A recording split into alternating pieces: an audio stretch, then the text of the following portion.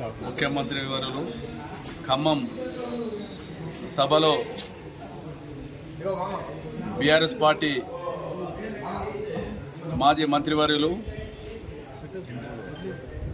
Siddipet MLA Harish Rao గురించి మాట్లాడడం జరిగింది. సిగ్గు లజ్జ బుద్ధి ఉంటే కేసీఆర్ గారికి ఆగులప్పడం రుణమాఫీ చేసిన అని చెప్పడం జరిగింది. మేము రేవంత్ రెడ్డి గారికి అడుగుతున్నాం, మీరు 6 గ్యారెంటీలు కాదు అమలు చేయలే.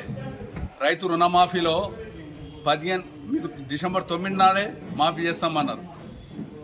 ఆగస్టు 15 నాడు 4 దేవతలకు పోయి మొక్కి నేను డిసెంబర్ 15 లోపు మాఫీ చేస్తున్నారు.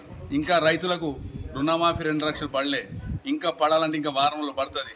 మీరు 6 గ్యారెంటీ అమలు చేస్తేనే మన హరీష్ రావు గారు రాజీనామా చేస్తున్నారు. అలా 6లో 2 సరిగా అమలు కాలే.